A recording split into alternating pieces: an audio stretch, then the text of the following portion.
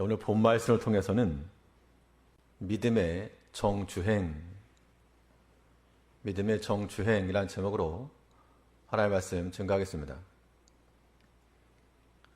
이 독일의 도로 시스템이라고 하는데요. 아우토반이라고 있습니다. 저 아우토반이라는 말을 처음 들었던 때는 이 TV 광고에서 봤습니다. 자동차 광고 중에 속도 무제한, 달려가는 그런 장면이 있었는데, 저 도로에서는 한번 출발했으면 목적지까지는 뒤로 돌이킬 수 없고 얼마든지 전력 질주해서 나아갈 수 있는 겁니다. 성경은 우리 신앙인의 삶을 가리켜 마치 다름질 것 같다, 경주하는 것 같다라고 말했는데, 이 우리의 신앙의 걸음이 가고 싶을 때 가고 멈추고 싶을 때 멈추고 아니면 뒤로 돌아가고 이래서는 안 되고, 우리는 오직 한 방향을 향하여 힘있게 나가는 우리가 되어야 됩니다. 그러면 이러한 믿음의 질주를 위해서, 이 믿음의 바른 길을 걸어가기 위해서 하나님께 나아가는 그 길에 필요한 것이 무엇인가? 이 신앙 여정에 있어서 우리가 무엇을 구비하고 이 믿음의 길을 걸어갈 것인가? 본 말씀을 통해서 살펴보도록 하겠습니다. 첫째는, 이 믿음의 길에 있어서는 청결한 신앙 양심이 갖춰져 있어야 됩니다. 이 신앙 양심이라고 하는 것은 우리의 첫 걸음과도 같아서 우리가 어떤 일을 하건 무슨 일을 이루건 바른 동기를 가지고 시작해야 됩니다. 이 동기라고 하는 것, 이 마음속에 일어나는 그 근본된 마음, 이게 이제 우리의 신앙 양심을 따라가게 될 것인데, 이 첫 걸음이 목적지를 결정한다 그랬습니다. 그러므로 우리가 범사에 하나님을 섬기되 우리의 신앙 양심을 따라 행하며 또 양심을 똑바로 써서 그 믿음의 길을 걸어가는 것, 이것이 하나님을 향하여 나가는 그 성도들의 기본 자세라고 하는 겁니다.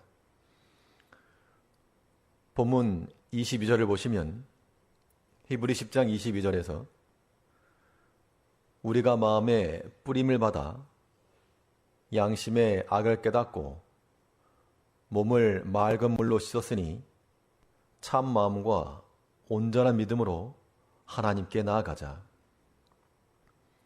하나님께 나아가자라고 하는 이 권면의 말씀과 함께 우리 마음에 뿌림을 받아서 깨끗하게 되었다. 양심 악을 깨닫고 그것이 제한받되고 깨끗하게 되었다 라고 말하고 있습니다. 이 믿음이라고 하는 것과 이 신앙 양심이라고 하는 것은 같이 가는 겁니다. 믿음 따로 양심 따로가 아니고 우리가 양심 잘 쓰는 것, 그게 믿음 따라가는 겁니다. 성령께서 우리 마음에 거하시는데 우리 마음 어디 거하시는가? 성령의 좌소가 바로 우리 신앙 양심이라 그렇게 말하기도 합니다. 그래서 때로는 양심의 가치감을 받을 때 성령께서 우리에게 권고하신 줄 알고 회개하고 돌일 것이요, 또 하나님께서 우리 마음을 감동하실 때 그 양심을 따라 순종해 나가는 게 중요한 겁니다. 이 양심을 버리게 되면 그것은 곧 믿음이 파손했다라고까지 성경은 말하고 있습니다. 디모데전서 1장 19절에서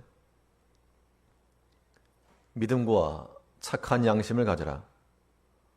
어떤 이들이 이 양심을 버렸고 믿음에 관하여는 파손하였느니라. 착한 양심을 가져라. 이 믿음의 신앙 양심을 가잖아. 그런데 어떤 이들이 이 양심을 버리고 양심을 버리니까 마치 파손한 배와 같이 이 수장되고 말았다는 겁니다. 우리 믿음의 길을 걸어감에 있어서 우리 양심 제대로 안 쓰면 사람이 이 파손, 파멸함이 이르게 됐다는 겁니다. 어떤 면에 있어서든 이 양심을 바로 쓰지 않으면 그 당시로는 뭔가 일이 되는 것 같아도 참 하나님은 정확하시기 때문에 우리가 하나님을 이겨먹을 수가 없어서 이제 우리가 하나님 명하신 대로 진실함을 따라 바른 양심을 가지고 나아가야 됩니다.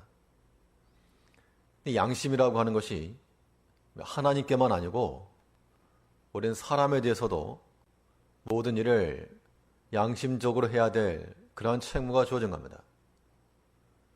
그래서 바울은 말하기를 내가 지금까지 범사에 양심을 따라 하나님을 섬겼을 뿐만 아니라 하나님께 대해서나 사람에게 대해서나 거리낌이 없이 하라 한다 라고 말하고 있는데요. 사도행전 24장 16절에서 이것을 인하여 나도 하나님과 사람을 대하여 항상 양심에 거리낌이 없기를 힘쓰노라. 하나님을 향하여서도 이 마음에 거리낌이 없고 사람을 대해서도 이 마음에 거리낌이 없는 그런 모습을 가져야 한다는 겁니다. 이 거리낌이 없다는 게 무슨 말일까? 거리낌이 없다는 것을 우리가 어떻게 확증할 수 있는가 하면 이 관계 속에서 거리낌이 없다는 것은 담대함이죠. 담대함. 다르게 표현하면 당당함. 사람이 숨길 게 없고 또 가릴 게 없으면 모든 언사에 있어서 떳떳하고 숨지 않고 또 당당하게 나갈 수 있는 겁니다. 그런데 만일 그 양심에 있어서 속이는 게 있으면 속이는 게 있으니까 숨기려 하고 감추려 하고 그러다 보니 그 모든 관계가 뒤틀린다는 겁니다. 하나님께서 아담과 하와를 지으시고 에덴 동산에 주셨는데 그들이 하나님 앞에 범죄한 이후에 숨었습니다. 하나님이 혹여나 찾아오실까? 하나님 혹여나 나를 부를까봐 숨었는데 피할 길이 없었죠. 그래서 우리 마음에 양심에 거리낄 것이 없으면 하나님 보좌 앞에 담대히 나간다라고 그랬습니다. 오늘날도 마찬가지입니다. 우리 마음속에 범죄함이 없고 하나님을 사랑하는 그 경외감이 충만하면 사람의 마음이 담대해지게 되어 있습니다. 그러니까 뭐라 설명할 수 없는데 뭐라 설명할 수 없지만 그 담대함, 그 든든함, 하나님으로 인한 그런 든든함이 있죠. 근데 우리가 마음속에 죄가 있고 감추어진 악행이 있으면 두려움이 임한다는 겁니다.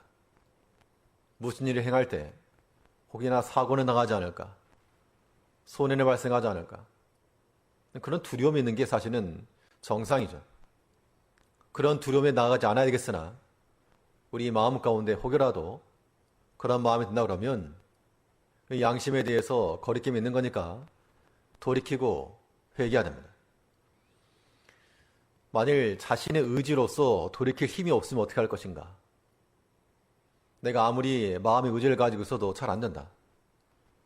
그럴 때는 모든 결정과 판단을 자기 자신에게서 행하지 말고 조금은 이 환경을 좀 바꿔서 내가 따라갈 수 있는 환경을 만들어 가야 됩니다.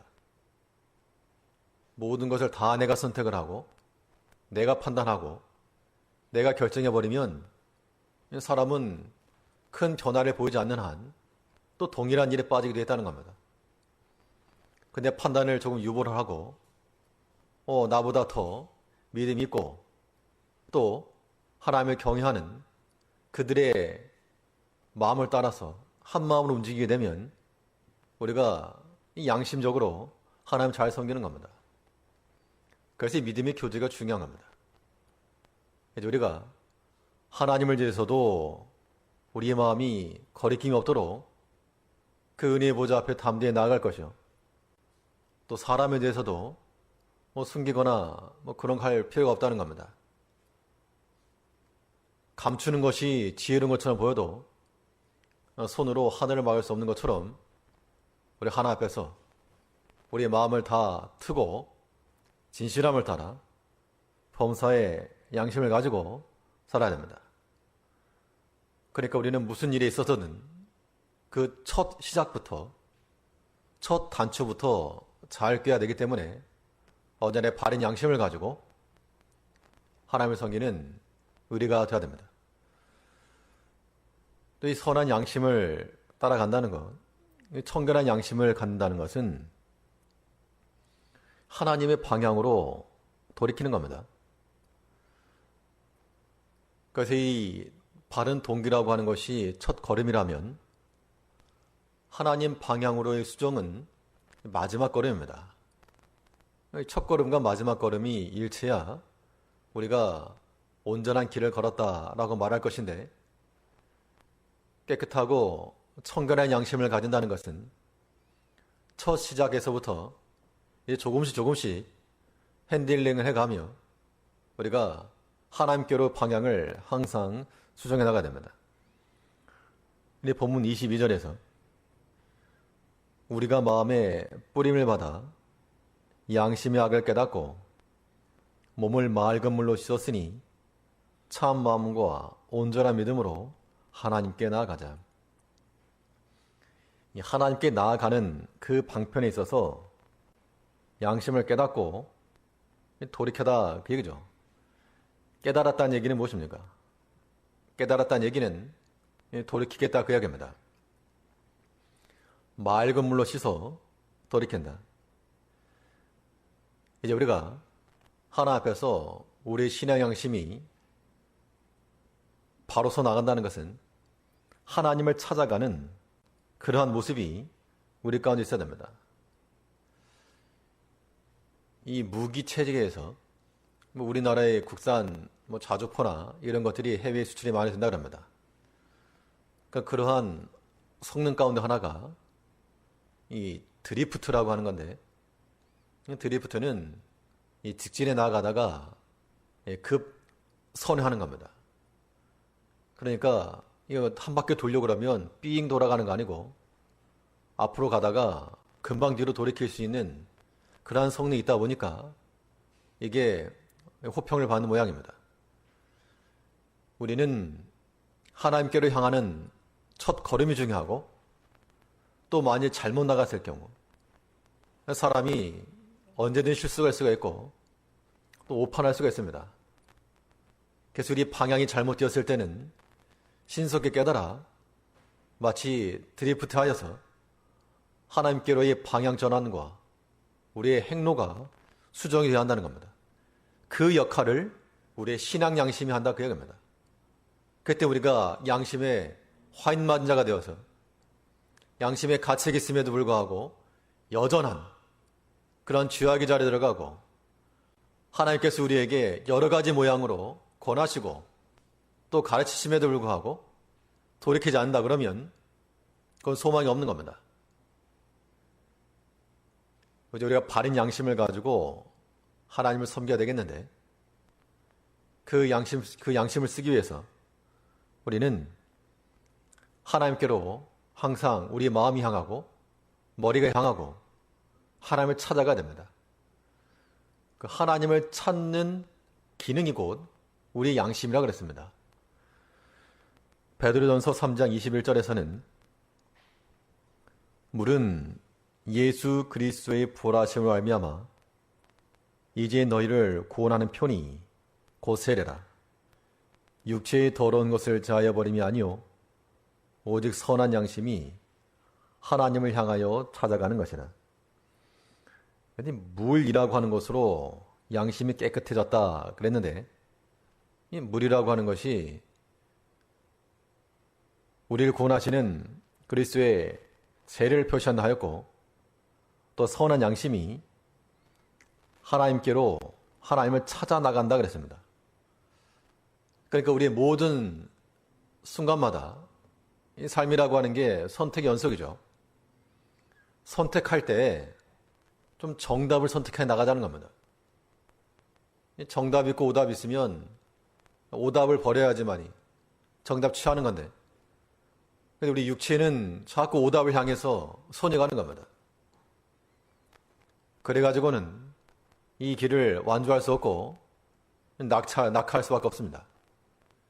이제 우리의 모든 신앙 양심을 바로 하고 또 깨끗한 하나님에 대해서나 사람에 대해서나 거리낌이 없는 그러한 신앙 양심을 가지고 하나님을 찾아 나가는, 하나님께로 마치 핸들링하는, 우리의 목적지를 향해 나갈 때 눈 감고 운전하는 사람 없습니다. 아무리 직선 도로라고 해도 미세하게 조정하지 않으면 사고 나는 것처럼 우리 매 시간마다, 매 환경마다, 매 사건마다 하나님께서 어디로 인도하시는가, 하나님이 계신 곳을 향하여 돌이키고 하나님을 향하여 찾아나갈 수 있는 우리가 되어야 됩니다. 이 한 주간 믿음으로 살아가면서 하나님을 찾으시기 바랍니다. 가만히 있지만 말고, 감나무 밑에서 감 떨어지 기다리는 것처럼 가만히 있는 게 아니고, 선한 양심이 하나님을 찾아간다 그랬으니까 하나님을 찾아야죠. 찾으려면 우리의 시간이 들어가야 되고 우리의 어떤 공력이 들어가야 됩니다. 하나님 뜻이 어디 있는가? 하나님께로 나아가고, 특별히 새벽 시간에도 예전보다 또 많은 분들이 함께 참여하기도 하시고, 또 얼핏 들리는 바로는 새벽에 일어나려고 또 일찍 자기도 하고, 그런 거는 좋은 패턴입니다. 우리 마음이 하나님을 찾아서 이 믿음의 길을 잘 걸어갈 수 있는, 하나님께로 나아가자라고 하는 신앙의 권면에 우리 바른 믿음과 깨끗한 양심을 가지고 하나님을 찾아 나가는 모든 성도님들 되시길 바라겠습니다.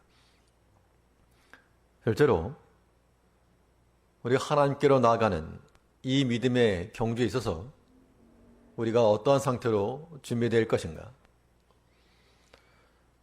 둘째는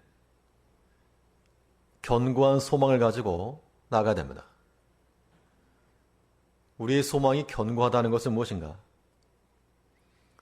소망이 견고하다는 것은 현재의 것으로 낙담하지 않을 것을 말하고 있습니다. 낙담이라고 하는 말이 무엇입니까? 말 그대로 담이 떨어졌다 그 얘기죠. 이 사람의 머리가, 상상하기 좀 그렇지만 사람의 머리가 몸에서 떨어졌다 한번 생각해 보시죠. 그럼 그건 죽은 겁니다.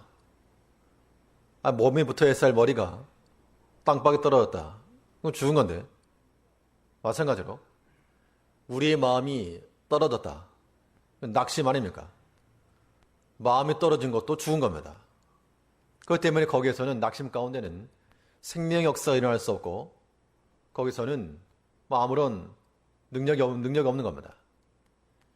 이 믿음의 길에 있어서 우리를 하여금 낙심케 만드는, 낙담케 만드는 일들이 많을지라도 우리가 그 현재의 것에 막히지 않고 우리 소망이 흔들리지 아니하도록 견고한 소망이 되어야 됩니다.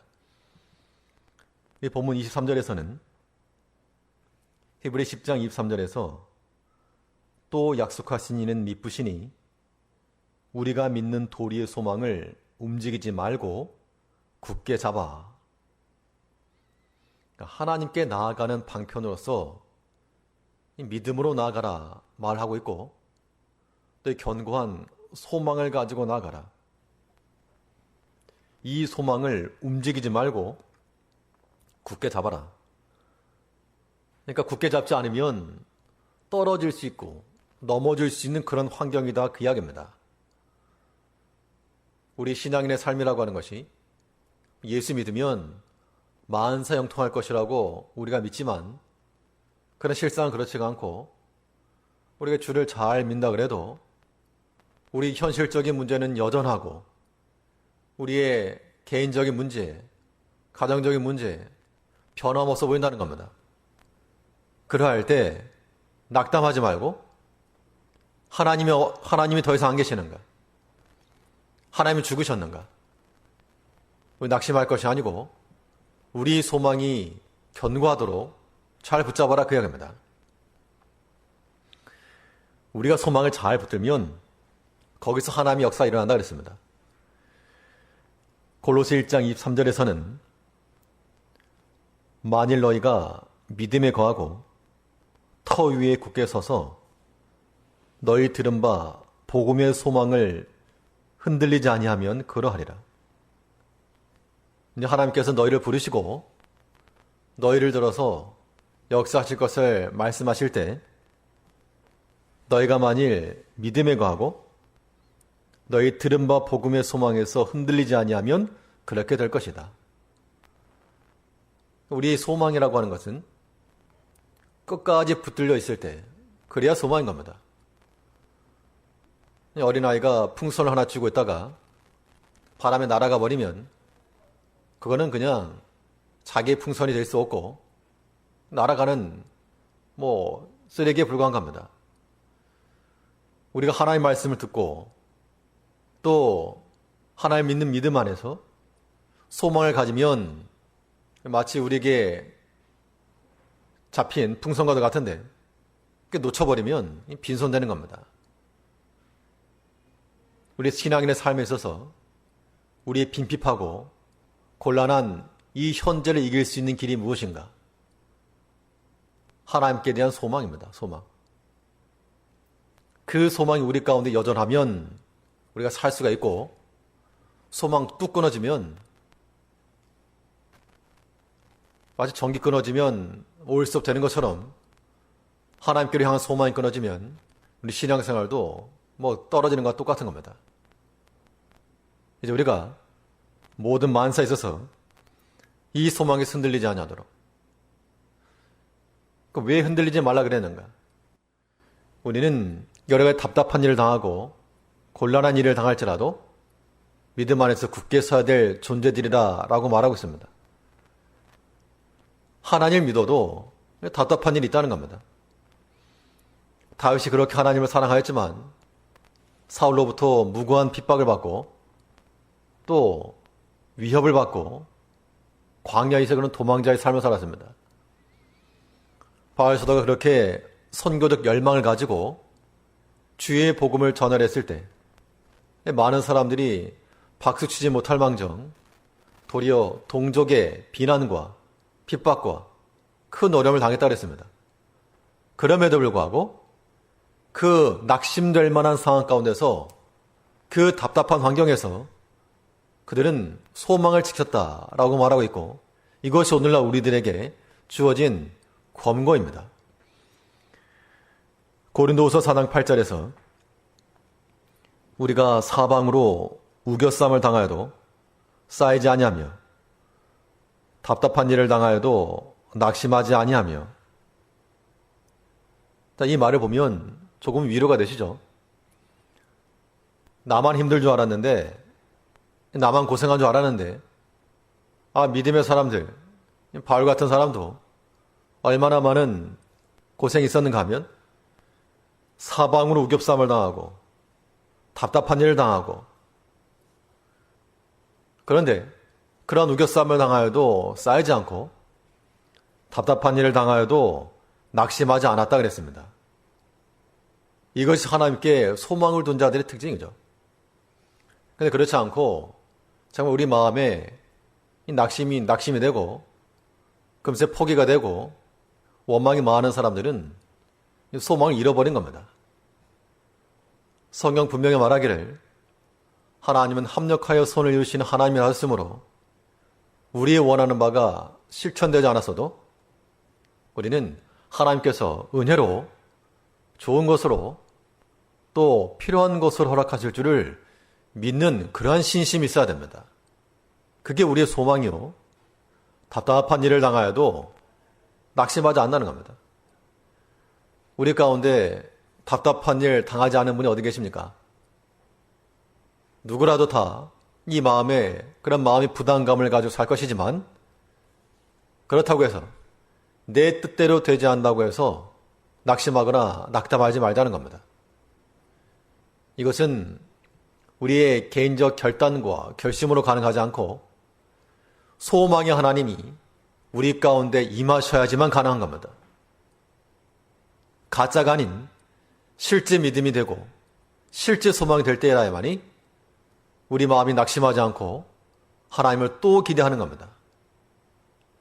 그래서 이러한 자들은 비록 낙심이 될 만한 환경 가운데서라도 무엇을 할 수 있는가 하면 하나님의 때까지 인내할 수 있는 겁니다. 소망 있는 자들은 하나님을 향하여서 기다릴 줄 아는 것이죠. 로마서 15장 13절에서는 소망의 하나님이 모든 기쁨과 평강을 믿음 안에서 너희에게 충만하게 하사 성령의 능력으로 소망이 넘치게 하시기를 원하노라. 소망이 하나님께 역사하시게 되면 하나님의 때에 우리에게 충만함이 넘칠 것이다 라고 말하고 있습니다. 사람이 믿는 구석이 있으면 그래도 든든함이 있죠. 믿는 구석이 있다 그러면 뭐 다른 사람은 두려워해도 마음의 평안을 원다는 겁니다. 이 세상은 자신들이 원하는 것을 이루지 못하면 답답해하고 조급해합니다. 그러니까 우리는 하나님 앞에서 살아갈 때 하나님 앞에 소망을 두는 자들은 비록 더딜지라도 하나님을 찾고 기대하는 자들이 되어야 됩니다. 빨리 얻는 것만 능사가 아닙니다. 우리 마음과 욕심은 무엇이든지 빨리 되길 원하지만 그건 하나님께서는 하루를 천년같이 천년을 하루같이 여긴다 하셨기 때문에 하루만 기다려라. 하루만. 그 하루의 인내를 우리에게 요구하신다는 겁니다. 그러니까 하루를 잘 참는 자들은 하나님의 영광이 들어가게 되어 있고 그 하루를 기다리지 못한 자들은 그 인본주의 쓰다가 다 무너지게 되었다는 겁니다. 다윗이 왕으로서 기름부을 받았습니다. 소년 시절에. 그렇다고 해서 그가 당장에 왕좌에 올라서 왕권을 행사한 거 아니었습니다. 어려움을 겪었고 광야 연단을 거친 후에 이 왕의 자리에 올라갈 수 있었습니다. 그가 만일 이 연단의 때를 건너뛰고 이 왕이 되었다라고 하는 그것을 가지고 빨리 이루고자 했다 그러면 아마 사울처럼 되고 말았을 겁니다. 이 다윗이나 사울이나 똑같이 40년을 즉위해서도 없는 게 하나 있었는데 다윗에게는 광야 연단이 있었고 사울에게는 그게 없었다는 겁니다. 우리가 어떤 일이건 하나님의 때까지 인내할 줄 아는 백성들, 그들이 복된 겁니다. 하나님께서 요셉에게 어렸을 때부터 꿈과 계시를 주셔서 마치 그의 모든 형제들이 자기에게 엎드려 절할 것을 보여주시지만 그 당시에 그 일을 이루지 않으셨습니다. 그 요셉이 그 계시를 목도하기까지는 그러한 형들의 미움을 받았고 종으로 팔려간 아픔이 있었고 거기서 누명을 쓰고 옥살이를 하는 그 모든 연단의 과정을 거친 후에 하나님께서 쓰시고자 하실 때 쓰임 받은 겁니다. 우리가 이 연단을 잘 거치면 하나님 앞에 나갈 만한 정금이 되는 것인데 그러므로 우리가 마음의 소망을 가지고 나간다 할 때는 하나님의 때까지 인내하셔야 됩니다. 어떨지라도 비록 더딜지라도 성급하게 생각하지 마시고 하나님께는 하루는 천년과도 같은 건데 비록 더딜지라도 인내하는 자들에게 하나님의 뜻이 실현된다 그랬습니다. 하박국 2장 3절에서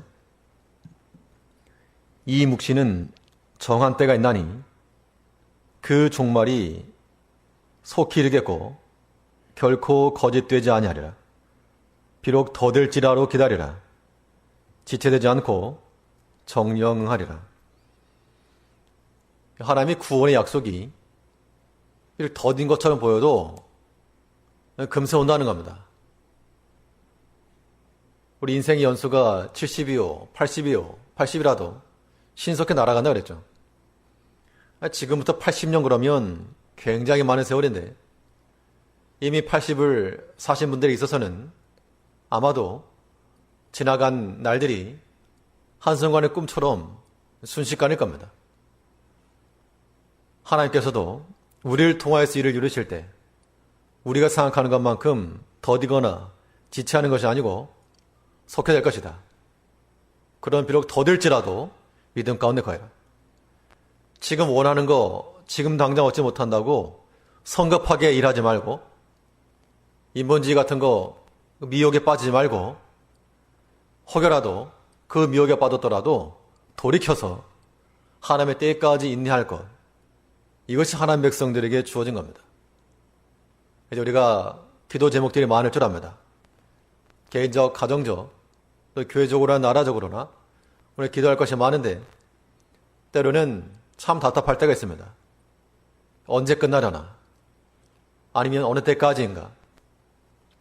우리 마음이 그런 조급함이 들 때 내가 하나님도 아니니까 하나님께 다 맡기고 우리는 비록 더딜지라도 이 모든 만사를 이루시는 하나님을 굳게 신뢰하여 하나님께 소망을 두고 나가는 것, 이것이야말로 우리가 믿음으로 하나님을 향해 다름질해 나가는 그러한 방편이 되는 겁니다. 우리 가운데 소망이 현재의 일 때문에 낙심되지도 말고 우리는 오직 하나님께로 하나님 때가 이를 때까지 인내하며 믿음의 길을 잘 걸어가는 모든 성도님들 되셔야 되겠습니다. 셋째로, 이 믿음의 길을 온전히 걸어가기 위해서 우리에게 또한 갖춰져야 될 요소가 무엇인가? 셋째로 생각해 볼 수 있는 것은 사랑과 선행입니다. 사랑과 선행을 갖추어서 믿음의 길로 나아가라. 결국 오늘 본문에서 말씀하고자 하는 바는 히브리서 기자가 하나님께 나아가라, 이 이야기를 하면서 믿음으로 나아가고 소망으로 나아가고 사랑으로 나아가라. 신망애라고 하는 지극히 기본적인 하나님의 도를 말하고 있는 겁니다. 본문 24절에서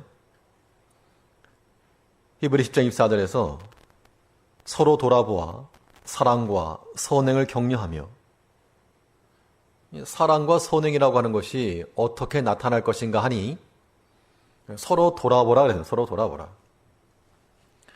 이 돌아본다라고 하는 것이 사람의 마음이 여유가 없으면요 남을 쳐다볼 수가 없습니다.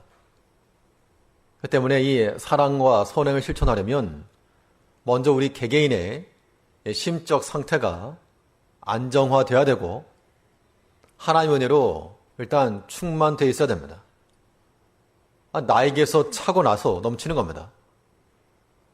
우리가 기독교는 사랑의 종교라 말하며 사랑이 있네 없네 라고 말해도 우리 자신에게서 가득 채워지지 않으면 나갈 게 없는 겁니다.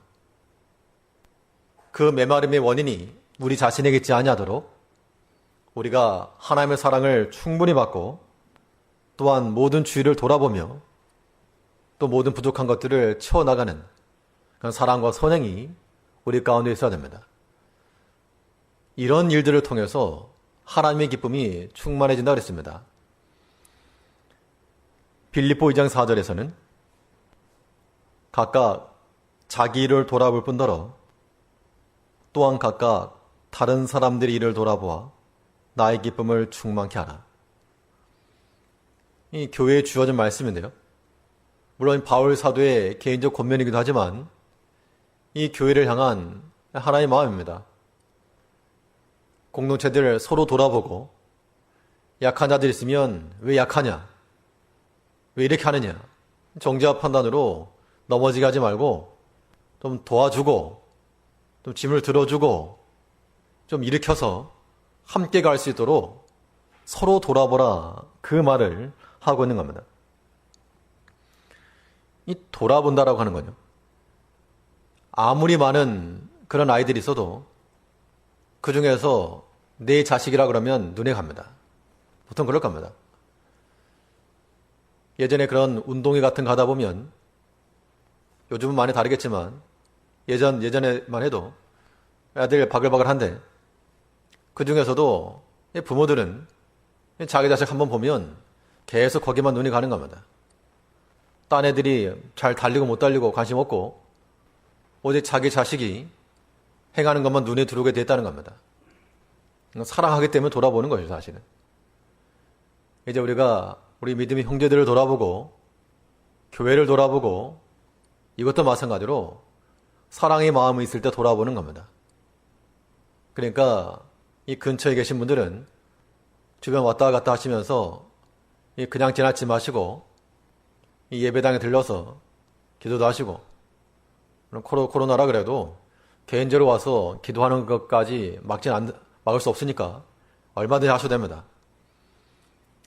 또 원거리에 있어서 쉽게 접근하지 못하실지라도 마음을 하나님께로 두고 언제든지 또 성도들 돌아보고, 전화 한 통화만 돌아보고 싶지 않습니까? 또 몇 주간 이 성도들 간에 교제를 못하는데 또 돌아보시고, 예배 끝나고 나서 채팅창에 좀 인사 말씀 나누고 했으면 좋을 것 같습니다. 이제 우리가 그런 돌아보는 마음을 가지고 사랑과 선행을 실천해야 됩니다. 잠언 27장 23절에서는 내 양떼 형편을 부지런히 살피며 내 소떼의 마음을 두라. 이 보통 이 목회자들에게 이 경고로서 교훈을 주신 말씀을 하지만, 이 잠언이 기록된 때 이 목회자들에게 주신 말씀이라보다도 양과 소를 가지고 있는 그 주인들에게 주신 겁니다.